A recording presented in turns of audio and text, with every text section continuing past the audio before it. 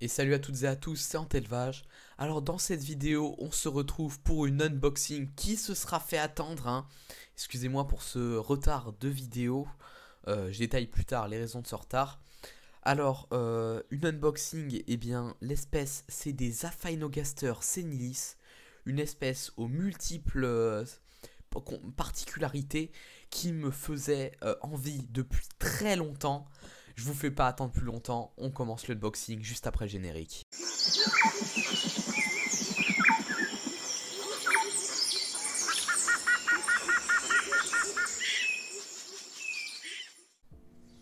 Donc voilà le colis, on va commencer tout de suite à ouvrir. Donc dedans il y a, comme je vous l'ai dit, une colonie de Aphaenogaster senilis que j'ai commandé à un éleveur sur Le Bon Coin. Alors le retard de vidéo il est dû au fait que j'étais passé par d'autres éleveurs, d'autres vendeurs avant, mais voilà, j'ai eu des difficultés avec eux, c'est pas forcément bien passé, et c'est ce qui explique la raison de mon retard. Alors on voit qu'à l'intérieur du colis se trouvent deux tubes, tout simplement parce que le vendeur m'a fait comprendre que la colonie était trop grande pour rester dans un seul tube. C'est un peu ça m'a fait un peu peur, hein, je vous le cache pas au début, parce que c'est une espèce qui pratique la fission coloniale, c'est-à-dire que des ouvrières, quand elles sont séparées du reste de la colonie pendant trop longtemps, et ben, vont se mettre à quitter cette colonie et à former elles-mêmes leur propre colonie. Et cette espèce est capable de recréer une reine à partir de couvains quand la reine est absente, et c'est comme ça qu'une colonie fissionne et peut ravoir une nouvelle reine. Pour le coup là, j'espère que elles n'ont pas fissionné. J'ai mis que 48 heures à recevoir le colis, donc je pense que ça va aller. On voit que le vendeur a été plutôt sympa parce qu'il m'a donné un petit papier sur lequel il m'a souhaité un bon élevage, et je le remercie. Et on voit tout de suite donc, des plans plus rapprochés de la colonie.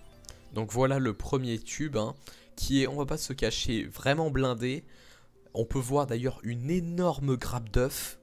J'ai vu la reine tout à l'heure, mais malheureusement je ne l'ai pas encore prise en vidéo. Et on passe tout de suite au second tube. Dans ce second tube, un peu moins de fourmis. J'observe quand même quelques fourmis qui m'ont l'air d'être mortes. Mais sinon, l'ensemble m'a l'air d'être bon pour ce tube là. On va voir dans quel nid je vais les déménager. Donc voilà le nid, il s'agit d'un nid fourmiome, hein, que j'avais acheté il y a longtemps et qui traînait. Et là il va enfin pouvoir se rendre utile. Alors on va d'abord faire des petites modifications sur ce nid, notamment rajouter un grillage au niveau du couvercle périphérique. Cette espèce n'est pas réputée pour bien passer l'anti-évasion, mais comme il se peut qu'elle produise à un moment des mâles ailés, j'aimerais pas qu'ils puissent s'envoler dans ma chambre. On va aussi en profiter pour nettoyer ce nid et rajouter du sable dans les galeries. Je vous explique juste après pourquoi. Donc là on peut voir que c'est bon, j'ai fait tout ce que je voulais faire, hein, c'est-à-dire installer le grillage, fermer les orifices par lesquels les fourmis auraient pu s'échapper, mettre de l'anti-évasion, et j'ai mis justement du sable, hein. Ça c'est parce que cette espèce elle en a besoin pour récolter les nourritures liquides. Elle va imbiber le sable et les ramener à l'intérieur du nid, vu que les ouvrières ne sont pas dotées de jabot social, contrairement à la plupart des autres espèces. Donc on va déménager pour commencer le gros tube avec la gine. Pas le choix, on va le faire brusquement. Donc on va faire tomber toutes les fourmis dans l'aire de chasse. Et je suis assez satisfait, hein, parce que dans la mine de rien, quand je les ai fait tomber, j'ai vu qu'il n'y avait aucune morte dans ce tube là, que la reine était bien. On la voit d'ailleurs en fond. Je vais vous l'entourer au montage pour que vous puissiez la voir. Et autre satisfaction, l'anti-évasion fonctionne vraiment très bien, hein. L'huile de paraffine, les fourmis n'arrivent pas à le passer à mon plus grand plaisir. Voilà, ça fait maintenant quelques minutes que les fourmis du premier tube ont intégré le nid. Voilà, tout s'est un peu calmé, on va commencer à y intégrer progressivement les fourmis du second tube.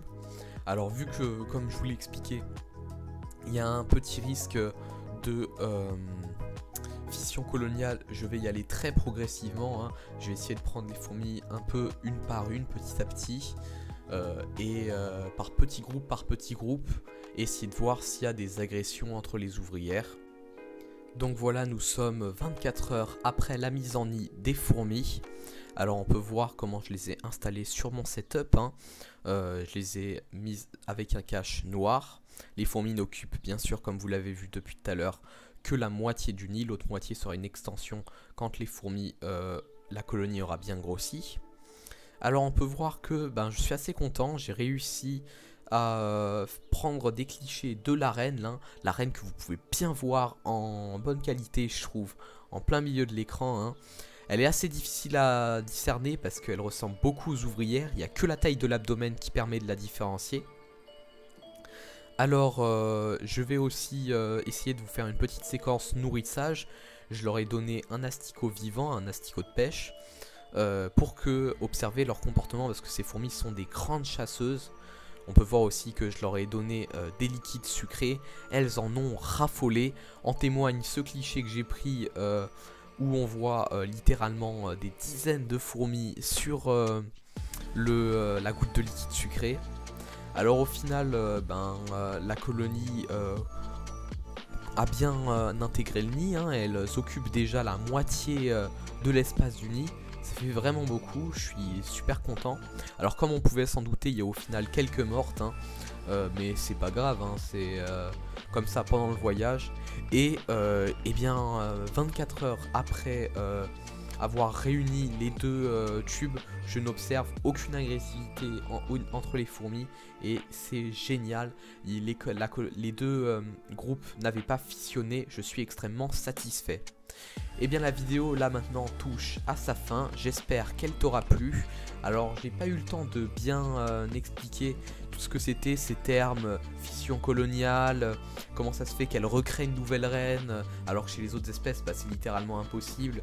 Alors je compte, pour ceux qui ne connaissent pas trop cette espèce qui est très particulière, vous faire une vidéo spécialement dédiée à cette espèce pour vous en parler. Ce sera sûrement la prochaine vidéo, hein, qui arrivera dans 2 semaines. Et elle sera dans le cadre d'une nouvelle série que je vais vous présenter. Je vous en dis pas plus, hein, vous verrez ça dans 2 semaines. Et en tout cas, si ces vidéos t'ont plu et que tu découvres ma chaîne, je t'invite à t'y abonner, hein, si ça te plaît, et à activer la cloche des notifications pour ne pas rater la prochaine vidéo où je vais bien détailler les spécialités de Aphaenogaster senilis. En tout cas, si ça t'a plu, toujours tu poses le pouce bleu, hein, et tu me donnes ton avis en commentaire. Ça, je pense que vous n'avez pas oublié comment on fait. Et je vous dis ciao et à une prochaine vidéo.